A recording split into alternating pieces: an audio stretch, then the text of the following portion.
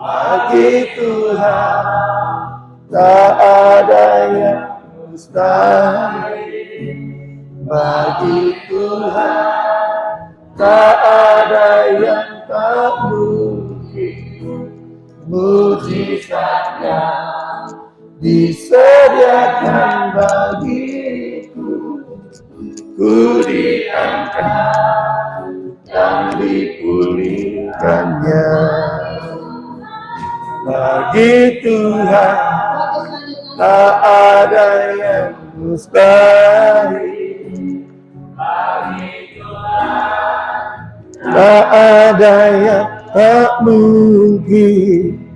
Mujizatnya disediakan bagiku.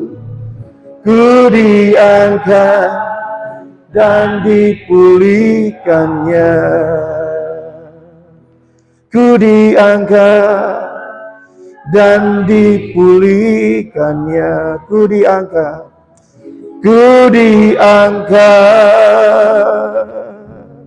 dan dipulihkannya. Haleluya, haleluya, haleluya. Bagimu tidak ada yang mustahil dalam kehidupan kami, Tuhan. Kalau kami boleh ada sampai hari ini, itu bentuk dari betapa dahsyatnya Tuhan dalam kehidupan kami, yang telah memelihara, menjaga, bahkan menyertai langkah hidup kami sehingga kami boleh ada sampai hari ini, Tuhan. Terima kasih, Tuhan. Kami dapat berkumpul di tempat ini. Kami sungguh bersuka cita karena kami percaya Tuhan hadir di tengah-tengah kami dan Tuhan siap memberkati kami. Kami percaya Tuhan, puji-pujian penyembahan kami yang sudah kami naikkan di hadapan Tuhan boleh berkenan dan menyenangkan hati Tuhan. Jadi rupa yang berbau harum di hadapan-Mu ya Bapa, sehingga Tuhan Engkau disukakan, disenangkan dengan pujian penyembahan kami. Dan tiba saatnya kami mau duduk diam mendengarkan firman-Mu. Mari Bapa di sorga, berfirmanlah, berbicaralah bagi kami Tuhan. Pakailah mulut lidah bibir hamba-Mu, biarlah apa yang keluar dari mulut lidah bibir hamba-Mu bukan berasal dari hamba-Mu sendiri, tapi berasal daripada Bapa di sorga. Sehingga setiap kami yang mendengarkannya maupun hamba-Mu yang menyampaikannya, kami semua sama-sama diberkati Tuhan. Terima kasih Tuhan, kami sambut kebenaran firman-Mu dalam nama Tuhan Yesus Kristus. Kami berdoa dan mengucap syukur. Mari umat Tuhan, setiap kita hamba-hamba Tuhan yang siap menerima firman Tuhan, sama-sama katakan amin, amin, amin. Puji Tuhan, shalom. Haleluya, saya bersyukur ada di tengah-tengah hamba-hamba Tuhan dan juga umat Tuhan yang luar biasa di tempat ini. Sementara hujan di luar sana terus ya menyertai ibadah kita, mata kita tidak layu ya, mata kita tidak ngantuk. Biasanya kalau hujan begini Bapak Ibu Saudara lebih enak berada di tempat tidur. Apalagi jam-jam begini, jam-jamnya rawan, ngantuk. Enakan tidur. Kalau jam-jam seperti ini ditambah hujan. Waduh, udah nggak tahan itu deh. Ya, Puji Tuhan, terima kasih buat Bapak Ketua Perwil. Ya, sektor. Oh, itu kata-kata profetik Pak, terima saja Pak. Itu nubuatan tuh Pak. Yang penting bukan buat-buatan ya. Haleluya. Puji Tuhan. Terima kasih, saya perkenalkan diri. Nama saya Bapak Lendi Rompis, saya melayani di Gereja GB Morsaron Jakarta sebagai pemimpin pujian worship leader. Tapi semenjak tahun 2016 saya lebih fokus untuk pelayanan di misi Bapak Ibu Saudara. Sehingga pelayanan pujian penyembahan atau pelayanan yang biasa atau pelayanan panggilan saya agak sedikit terbengkalai. Bukan terbengkalai bagaimana ya, karena memang lebih excited gitu kalau menjalani pelayanan misi gitu ya. Bisa kemana-mana, bisa ke daerah-daerah yang belum pernah kita jangkau. Seperti inilah, belum pernah kita datangin kan. Ini suatu hal yang benar-benar menjadi passion ya. Saya punya apa namanya ya? Kalau saya bikin status tuh, saya bikin tagar, mission is my passion. Misi adalah semangat saya. Karena hati Tuhan adalah hati misi. Amin. Dia datang dari sorga, turun ke dunia, pasti punya misi. Makanya saya lebih bergairah. Bukan berarti pelayanan lain nggak bergairah, tetap bergairah. Tapi kalau udah di pelayanan misi ini, waduh, kayaknya bagaimana begitu ya?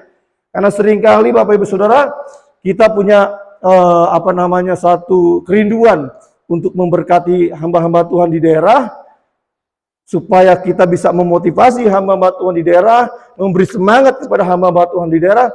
Ternyata apa yang terjadi Bapak Ibu Saudara? Ketika kami datang ke daerah tersebut, ketika kami berkunjung ke daerah tersebut, bukannya hamba Tuhan itu yang diberkati, tapi kami yang diberkati. Karena apa, Saudara? Kesaksiannya luar biasa, imannya luar biasa. Jadi seringkali kami yang termotivasi, Saudara. Iya, karena tahu sendiri Jakarta, apa sih yang nggak ada di Jakarta, Bapak Ibu Saudara? Semuanya tersedia.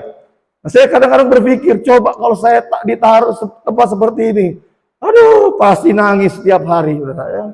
Merintih terus, Tuhan, aduh, ingat mall, Tuhan, aduh, mana ada mall di sini, Tuhan, gitu kan? Ya. Tapi saya percaya setiap panggilan kita punya keunikannya masing-masing. Amin. Kalau nanti Tuhan panggil saya menggembalakan di satu daerah, ya, siapa tahu, betul nggak? Kalau Tuhan panggil, pasti Tuhan sudah persiapkan segala sesuatunya. Amin. Saya ada satu kerinduan, Bapak Ibu Saudara, karena setiap pelayanan ada saja yang nawarin, Pak ini, Pak gembalakan di sini, Pak di sini, Pak. Belum lama baru sampai di Wakabubak pun, di hadapan Ibu Endang, di hadapan kawan-kawan Mama Umbul, ada hamba Tuhan dari Halmahera, Maluku Utara telepon saya, Bapak Pendeta, tolong datang dulu ke sini. Ini ada satu tempat yang torang mau rintis. Mungkin Bapak Gembala bisa tertarik di situ. Oh Tuhan, baru sampai di Wakabubak sudah dapat telepon seperti itu. Saya bilang dengan Bapak Pendeta di sana, oke Pak, bantu doa saja. Kalau Tuhan berkehendak, pasti kita akan melangkah ke sana. Kembali lagi, panggilan itu unik, Bapak Saudara. Anda bisa menjadi gembala, saya belum tentu bisa jadi gembala. Betul kan? Masing-masing Tuhan telah taruh satu karunia yang unik dan berbeda-beda. Tapi dalam perbedaan itu, kita melihat karya Tuhan yang luar biasa. Amin. Haleluya, puji Tuhan. Nah, Bapak Ibu Saudara, hamba Tuhan yang luar biasa. Hari ini kita sudah melewati Paskah 2 hari yang lalu. Dan saya akan sedikit menyinggung tentang Paskah, tapi sedikit berbeda. Mungkin bukan lagi sedikit, agak berbeda dari pembahasan Paskah sebelumnya, Bapak Saudara. Yuk kita langsung saja kita buka firman Tuhan, Bapak Saudara, di dalam Injil Markus pasal 14 ayat 7 sampai dengan 21. Injil Markus pasal 14 ayat 17 sampai dengan 21.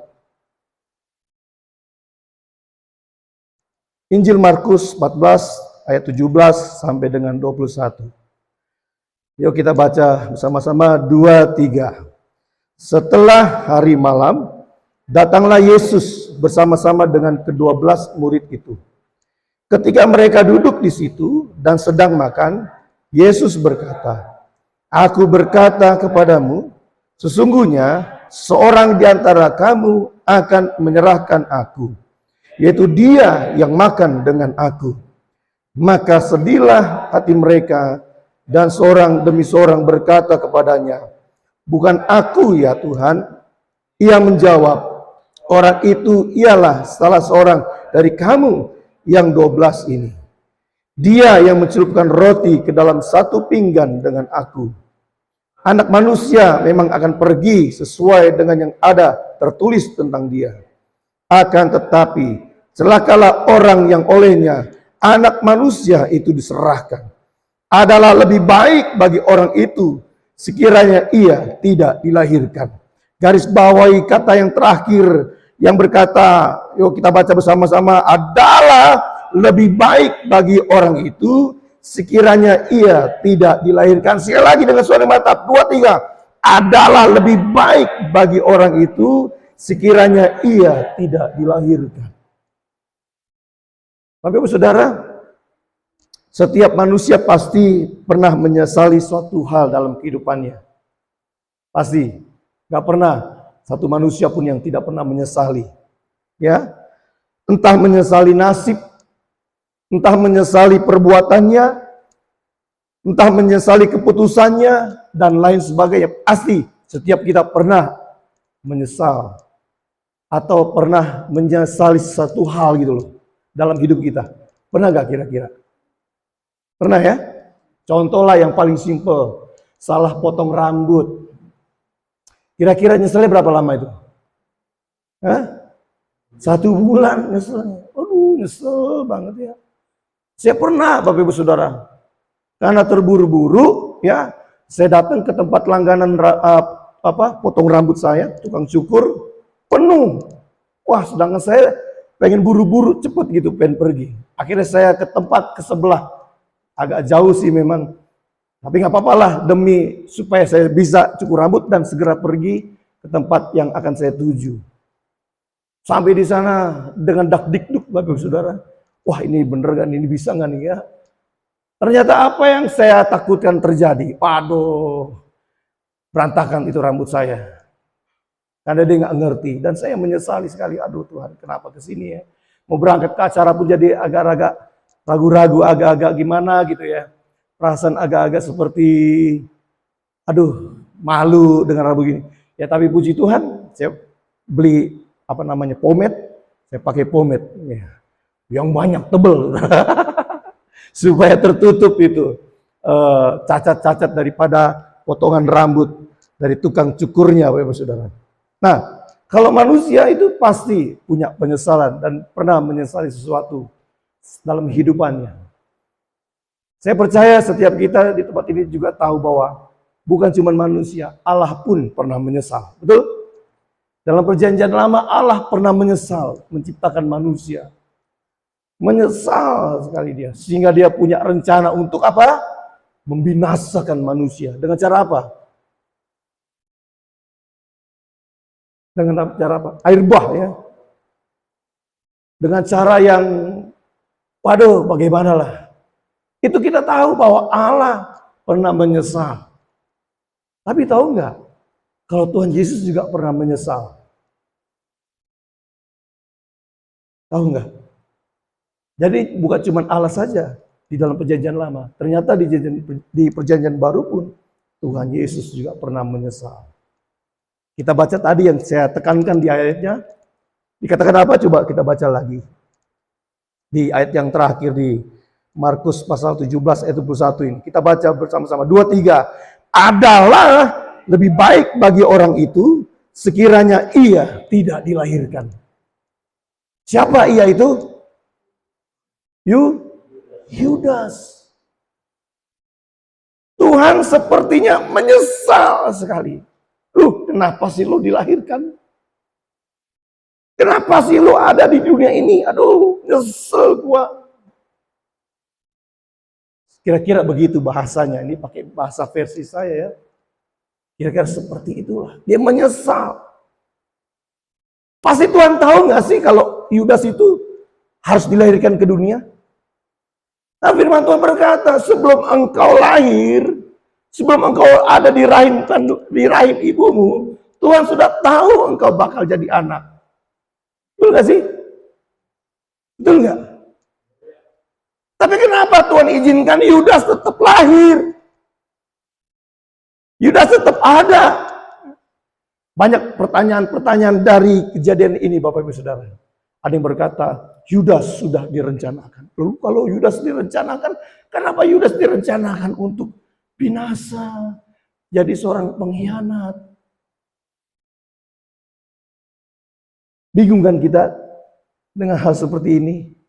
Saya rasa hamba-hamba Tuhan pun di sini bingung menjawabnya. Kenapa Yudas dilahirkan? Tuhan tahu Yudas itu pasti ada lahir. Kenapa tetap dilahirkan dan harus mengalami kebinasaan? Ada juga yang berkata, oh Yudas nggak binasa. Karena Yudas menggenapi rencana Allah. Dia pasti nggak binasa. Itu suatu pertanyaan yang ambigu, Bapak Ibu Saudara. Kenapa? Jadi dia berkhianat. Dan di versi terjemahan lain dikatakan dia bunuh diri. Nah, kalau dia bunuh diri, saya mau tanya, kira-kira dia masuk surga apa neraka? Sudah pasti neraka toh. Lalu kenapa sih kok Tuhan begitu membiarkan hal ini terjadi? Ini satu misteri yang belum pernah terjawab sampai hari ini. Itu misteri bagiannya Tuhan. Kalau soal misteri-misteri itu bagian Tuhan, kata firman Tuhan kan. Namun satu hal yang kita mau pelajari Bapak Ibu Saudara. Kenapa Tuhan Yesus bisa menyesal terhadap Yudas?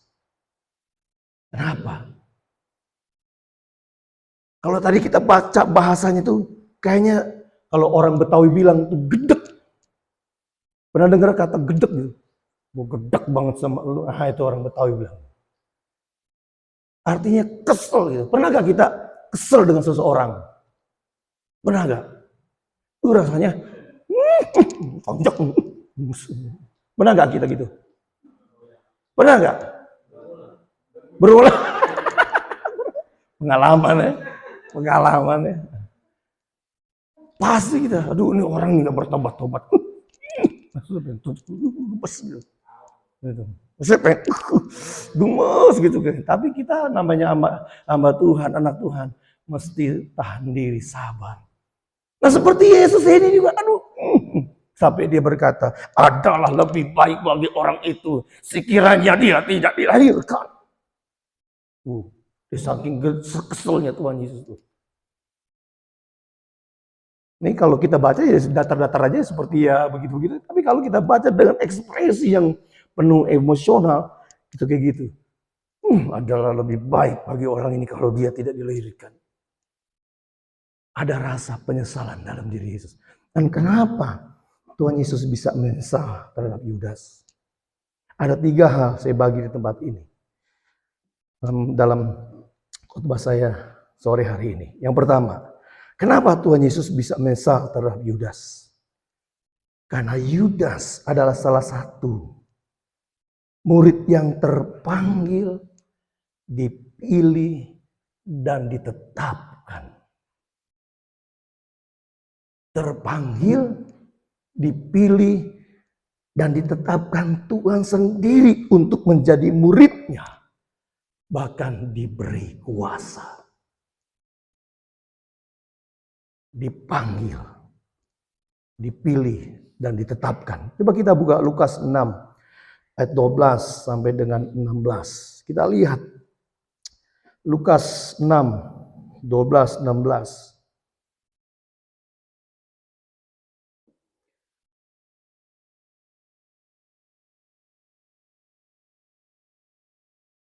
Yuk kita baca bersama-sama 2 3. Pada waktu itu pergilah Yesus ke bukit untuk berdoa dan semalam-malaman ia berdoa kepada Allah. Ketika hari siang, ia memanggil murid-muridnya kepadanya, lalu memilih dari antara mereka 12 orang yang disebutnya rasul. Simon yang juga diberinya nama Petrus, dan Andreas saudara Simon, Yakobus dan Yohanes, Filipus dan Bartolomeus, Matius dan Thomas, Yakobus anak Alfeus, dan Simon yang disebut orang Zelot, Yudas anak Yakobus, dan Yudas Iskariot yang kemudian menjadi pengkhianat. Tahu gak sih ketika Tuhan Yesus panggil Yudas dan pilih Yudas ini, dan juga ke-12 rasul yang lain, ke-11 rasul yang lainnya, Tuhan Yesus berdoa semalam-malaman. Gak sembarang. Dia berdoa, dikatakan dia berdoa semalam-malaman kepada Allah untuk bisa pilih 12 rasul ini.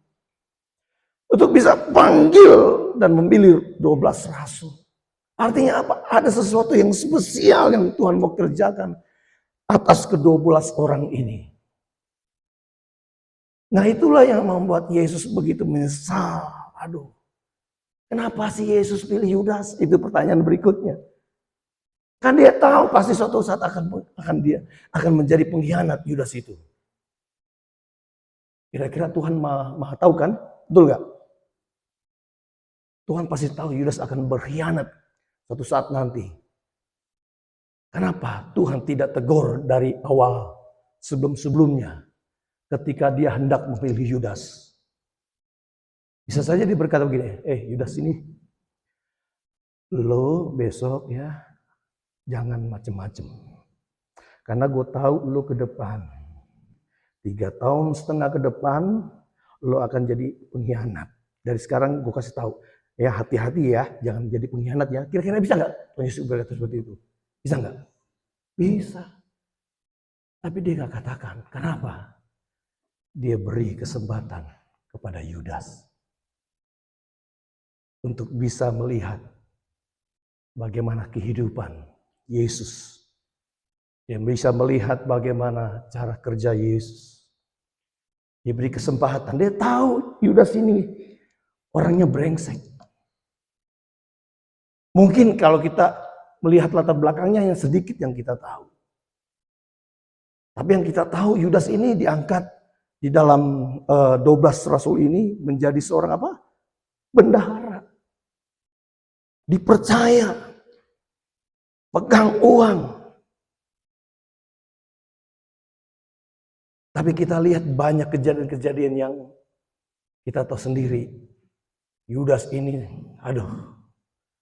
banyak masalahnya dibanding dengan rasul-rasul yang lain. Tuhan Yesus tahu hati Yudas ini gak beres. Tapi dia tetap beri kesempatan. Tapi akhirnya kita tahu sendiri Yudas tetap berkhianat. Dan Tuhan Yesus sangat menyesal sekali. Itu artinya apa Bapak Saudara? Ketika kita masih hidup sampai hari ini. Kita terus masih diberikan kesempatan. Dari Tuhan untuk kita supaya kita lebih sungguh-sungguh lagi mengiring Dia. Amin. Segala hati-hati yang tidak benar, motivasi-motivasi yang tidak lurus. Yuk kita luruskan. Jangan sampai Tuhan, nyesel. Bukan Tuhan yang nyesel, tapi kita yang akan menjadi menyesal kemudian. Kalau kita nggak berubah. Tuhan sudah berikan kita kesempatan. Dan kesempatan itu kalau kita tidak pakai, kita tidak gunakan sungguh-sungguh. Bukan Tuhan lagi yang menyesal, tapi kita yang menyesal. Yudas dipilih, ditetapkan, bahkan diberi kuasa. Markus 3 ayat 15, mari kita buka. Markus 3 ayat 15.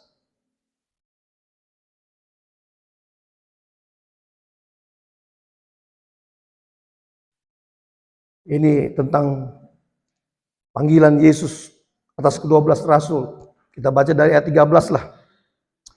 Kemudian naiklah Yesus kemana? Ke atas bukit. Ia memanggil orang-orang yang dikehendakinya dan mereka pun datang kepadanya. Ia menetapkan 12 orang untuk menyertai dia dan untuk diutusnya memberitakan Injil dan bayangin, diberi kuasa untuk mengusir setan. Termasuk Yudas ini diberi kuasa. Nah kita seringkali kita tidak mempergunakan kuasa Tuhan itu sebagaimana mestinya. Atau ketika kita sudah diberi kuasa Tuhan, kita menyelewengkannya. Kita jadi sombong, kita jadi angkuh, kita merasa paling benar, paling hebat, paling dipakai Tuhan, paling yang lainnya lah. Jadi Yudas diberi kuasa. Sebab itu Tuhan begitu menyesal. Karena kuasa yang diberikan kepada Yudas oleh Tuhan ini tidak dipergunakan sebagaimana mestinya. Tapi dipergunakan untuk hal-hal yang tidak berkenan di hadapan Tuhan. Yang pertama, Kenapa Tuhan Yesus bisa menyesal terhadap Yudas? Karena Yudas adalah salah satu murid yang terpanggil, dipilih, dan ditetapkan Tuhan sendiri. Tuhan sendiri yang tetapkan. Dan dia bisa melihat Tuhan. Waktu Tuhan sedang memilih, dipanggil. Sini, Petrus, Yakobus, Yebedeus. Yakobus, Yebedeus lagi. Yakobus, Yohanes, panggil kan? Yudas. Enak gak kalau kita terpanggil jadi hamba Tuhan, Tuhan sendiri yang turun datang ke dunia, jumpain kita. Dengan fisik seperti fisik manusia datang kepada kita. Stefanus Ama, oleh hari ini kau akan kupanggil menjadi rasulku. Seneng gak? Bangga gak? Bangga. Nah demikian juga dengan Yudas dan rasul-rasul yang lainnya, bangga.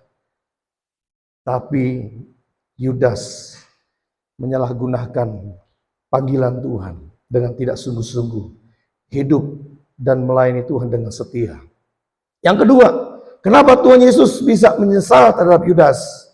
Karena Yudas juga dipercaya dalam komunitas rasul, 12 rasul yang dipilih Yesus sebagai bendahara, sebagai orang yang dipilih secara khusus. Yohanes 13 ayat 29 berkata begini, Yohanes 13 ayat 29. Yohanes 13 29.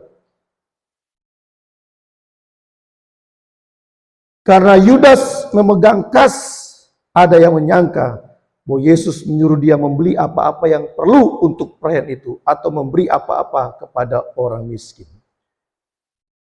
Ini peranan penting loh, bendahara loh. Coba dalam suatu pelayanan kalau bendaharanya gak bener ya. Makanya kalau jadi bendahara itu paling gak enak ya. Uang kurang dicurigain ya. Betul nggak? Uang lebih ditanyain terus. Betul nggak? Uang lebih ditanyain, itu lebihnya gimana tuh? Bisa nggak? Dibeginikan, dibegitukan.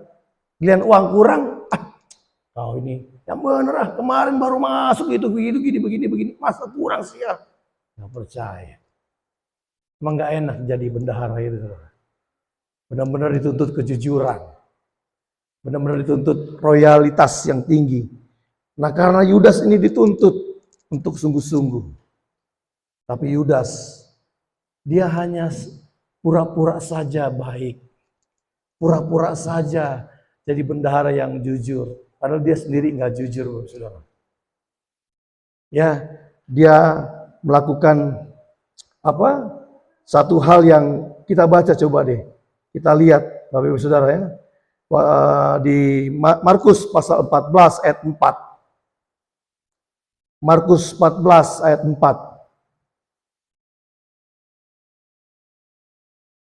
Yudas ini mata duitan, Bapak Ibu Saudara.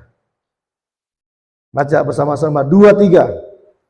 Ada orang dan berkata seorang kepada yang lain, untuk apa pemborosan minyak narwastu ini?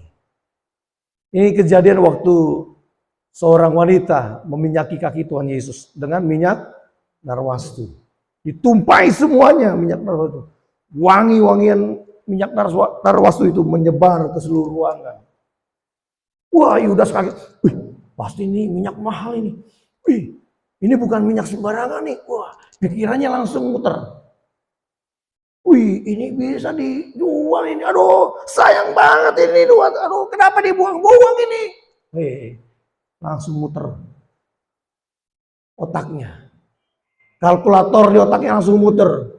Coba dimanfaatin nih minyak narwastu ini, kan bisa dijual mahal ini. Aduh, dia nggak ngerti apa yang dilakukan wanita ini itu jauh lebih mahal daripada sekedar harga minyak narwastu. Amin.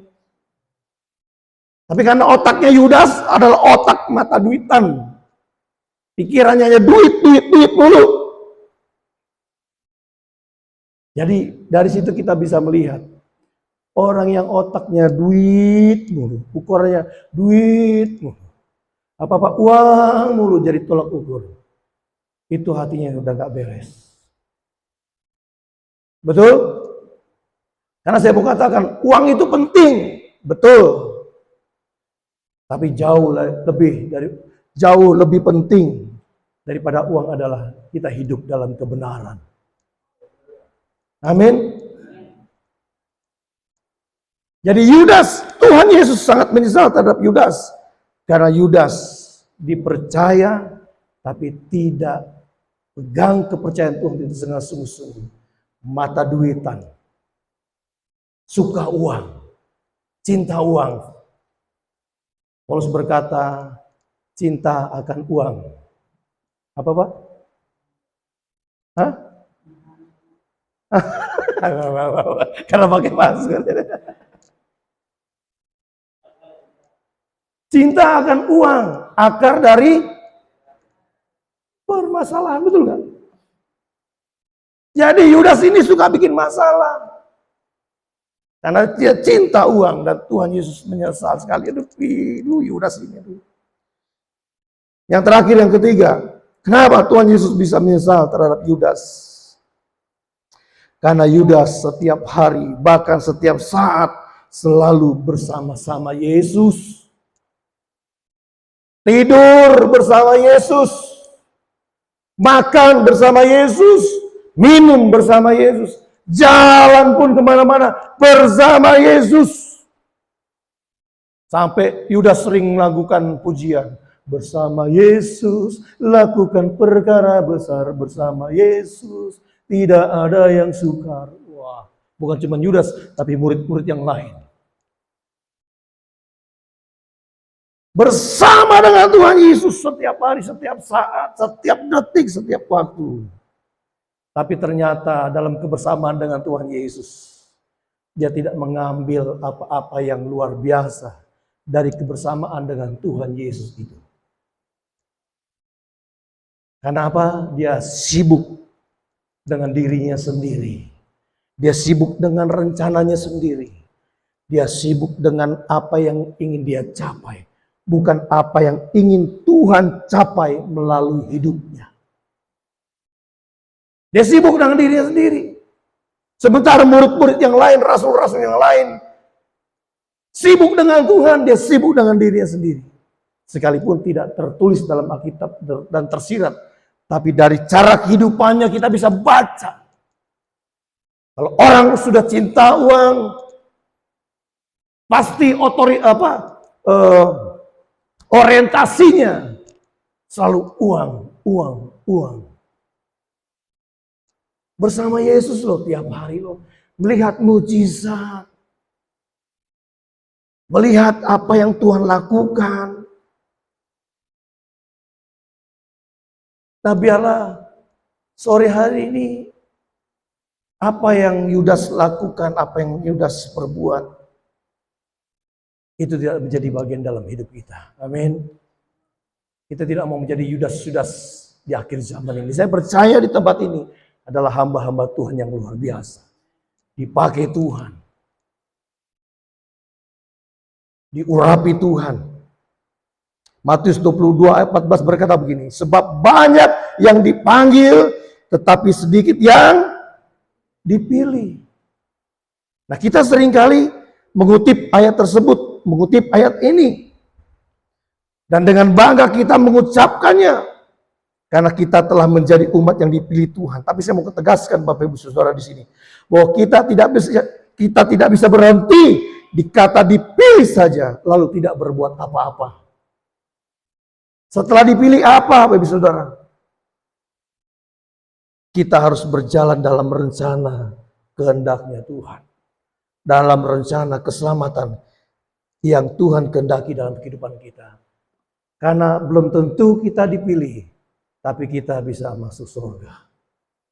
Karena keselamatan bisa berakhir di tengah jalan kalau kita nggak sungguh-sungguh.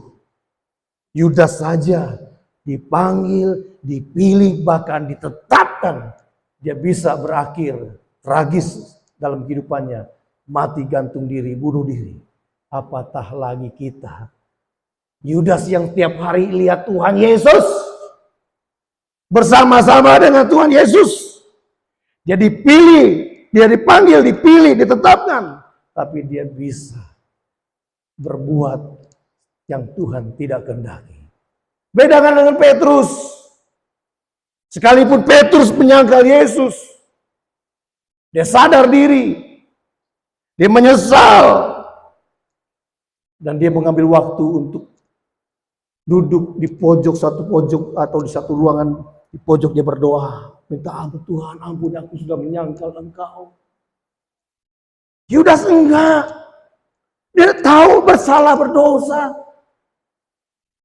dia tahu dia sudah jadi pengkhianat, tapi dia enggak sadar. Malah dia ambil tali, lalu main ayunan pakai leher, alias gantung diri. Kita harus terus setiap hari menyesali dosa-dosa kita. Amin. Jangan merasa jadi hamba Tuhan udah hidup benar tanpa dosa. Woi, jangan. Saya pun tiap hari waktu mau tidur malam datang sama Tuhan. Saya mulai introspeksi, Tuhan, apakah ada sepanjang hari ini Tuhan dosa-dosa yang aku perbuat. Lalu saya mulai merenung, kalau Tuhan tegur, Roh Kudus tegur, kamu begini sepanjang hari ini. Oh ampun Tuhan, ampun. Ampuni Tuhan, pulihkan aku Tuhan. Pulihkan aku Tuhan. Setiap hari kita harus menyesali dosa-dosa kita. Karena kita sebagai hamba Tuhan tidak terlepas dari incaran dosa. Amin. Haleluya. Mari Bapak Ibu Saudara, kita kejar keselamatan yang sudah kita terima secara cuma-cuma dari Tuhan. Kejar sungguh-sungguh. Paulus berkata, kerjakanlah keselamatanmu dengan takut dan gentar. Jangan seperti Yudas. Akhirnya Tuhan menyesal adalah lebih baik bagi dia, bagi orang itu, sekiranya orang itu tidak dilahirkan. Saudara, jangan sampai perkataan itu turun atas kita, ditolak jauh-jauh. Amin. Amin. Puji Tuhan buat firman Tuhan. Haleluya. Dan saya minta nanti Bapak Pendeta Bora Butar-Butar untuk pimpin kita dalam responi firman Tuhan. Kita angkat pujian, selidiki aku, lihat hatiku, apakah ku sungguh mengasihimu. Terima kasih Tuhan. Selidiki aku, lihat hatiku, apakah ku sungguh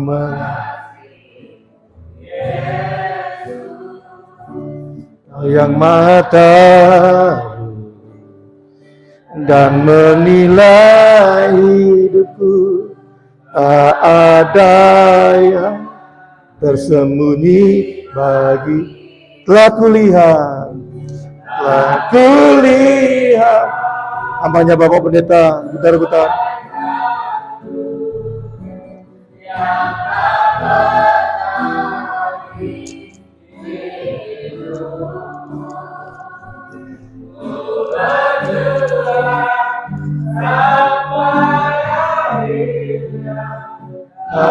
Dapati aku tetap setia.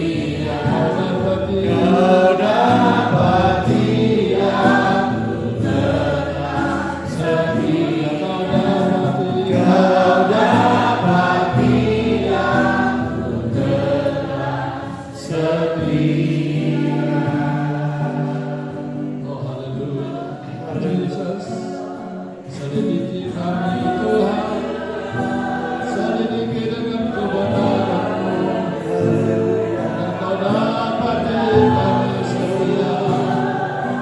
Bapa yang baik, kami bersyukur, syukur buat sabda-Mu Bapa. Sabda-Mu telah menyelimuti, sabda-Mu telah datang bagi kami. Kami bersyukur Bapa, kami bersyukur atas lawatan-Mu. Haleluya. Terima kasih. Terima kasih banyak. Terpuji namamu Yesus. Haleluya. Terima kasih Bapa. Terima kasih Yesus. Haleluya. Sungguh Tuhan, kami bangga, bersyukur sore hari ini kami kembali dipertetapkan iman kami boleh teguh dan setia lewat pengalaman pelayanan daripada Yudas Iskariot. Sekalipun itu demikian, Tuhan, tertulis di kitab yang kami boleh baca, itu sangat penting bagi kami hari-hari ini, agar kami tidak seperti Yudas Tuhan dalam melayani Engkau, tapi kami boleh menjadi seperti Petrus yang setiap saat dia boleh menyesal atas perbuatannya yang salah di hadapan Tuhan. Tuhan, terima kasih Engkau kembali menjernihkan iman kami sore hari ini. Engkau kembali membuat kami menjadi sadar akan pengiringan kami kepada Tuhan. Bantu kami Tuhan, bantu kami roh yang manis, sehingga kami boleh berjalan dalam kebenaran Tuhan. Kami berjalan di jalan-jalan yang Tuhan tuntun atas kehidupan kami. Terlebih para hamba-hamba-Mu ya Bapa di surga, yang sudah menggembalakan jemaat yang kecil ataupun besar Tuhan. Biarlah semua kami boleh melandasi pelayanan itu dengan firman-Mu, dengan kebenaran firman-Mu ya Allah, sehingga kami tidak seperti Yudas kelak di hari-hari akhir ini. Terima kasih Tuhan, terima kasih Yesus yang baik, hamba-Mu yang sudah menyampaikan sabda-Mu ya Allah. Mari terus berkati dia, nyatakan terus hikmat-Mu bagi hamba-Mu ini, sehingga firman-Mu terus boleh disampaikan, boleh diberitakan sampai ke ujung-ujung bumi.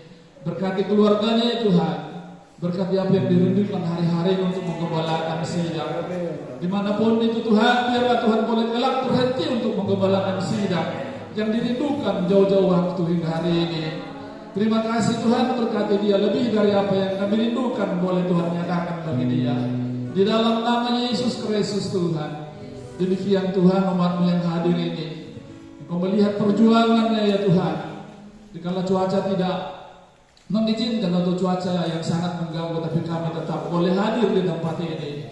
Pahalai kami semua Tuhan, pahalai kami dengan segala janji firman-Mu, sehingga kami tidak mundur dari iman kami, tapi kami tetap maju dan maju melayani Tuhan, menyebarkan Injil-Mu di mana kami boleh dipanggil Tuhan untuk menyampaikan kebenaran dan menghidupi kebenaran firman-Mu. Di dalam nama Tuhan Yesus Kristus. Terima kasih Tuhan buat sore hari ini. Kami boleh akhiri ibadah ini dengan penuh sukacita. Kami boleh akhiri ibadah ini dengan kebenaran firman-Mu boleh mengisi kehidupan kami. Terima kasih Bapa, terpuji-pujilah Engkau. Di dalam nama Tuhan Yesus Kristus kami sudah berdoa. Haleluya. Amin. Amin. Amin. Serahkan kembali buat